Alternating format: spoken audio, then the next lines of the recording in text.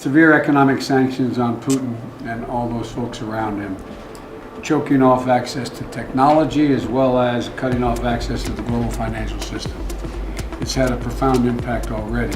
In response to the brutal, unprovoked, and illegal invasion of Ukraine, the US, the UK, and countries in the European Union have effectively cut Russia out of the global financial system. Germany suspended construction of the Nord Stream 2 natural gas pipeline and is talking about beefing up its military. Italy and France are seizing yachts and other assets of Russian citizens on the grounds that they're kleptocrats profiting from an outlaw regime. The US Congress is contemplating a bill that would let the government grab Russian assets in America above $5 million and use the proceeds to aid Ukraine. A slew of private companies have also voluntarily withdrawn from Russia. Apple and Google Pay have stopped working on the Moscow metro. Russian filmmakers with ties to the government have been disinvited from showing their work abroad. The International Cat Federation has banned Russian felines from competition. Such actions are, of course, understandable in the face of unjustifiable aggression. But will they actually work to facilitate Russia's withdrawal from Ukraine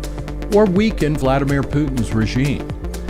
If history is any guide, the simple answer is no. And not only that, they will mostly harm the already long-suffering people of Russia and quite possibly be used to justify even more egregious behavior on the part of Putin.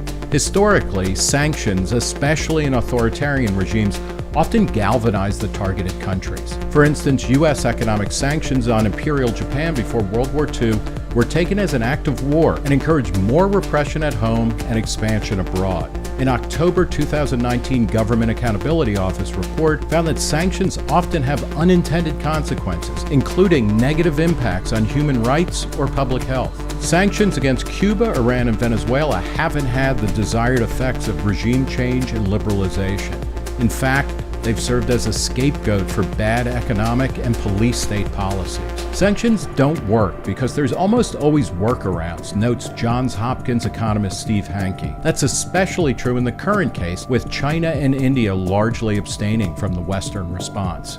And why punish regular citizens in autocratic regimes for the crimes of their unelected leaders? Everyday Russians, thousands of whom have been imprisoned for protesting, are also victims of Putin's madness. Private companies opting to withdraw from Russia voluntarily is less objectionable than government-mandated sanctions, but it's also not clear what they accomplish other than stoking jingoism and punishing innocent people. Backing Putin into a corner politically isn't going to lead him to retreat. Rather than doubling down on sanctions and promising ever more draconian measures, the Biden administration should be developing off-ramps or ways to de-escalate the conflict by giving Putin some sort of face-saving measure to withdraw or abide by a settlement that gives maximum peace and safety to Ukraine and stability to Europe and the rest of the world. In all likelihood, there is no perfect solution.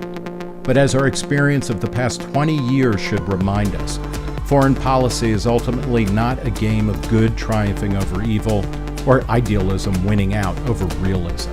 It's about making the world a better place, not a perfect place.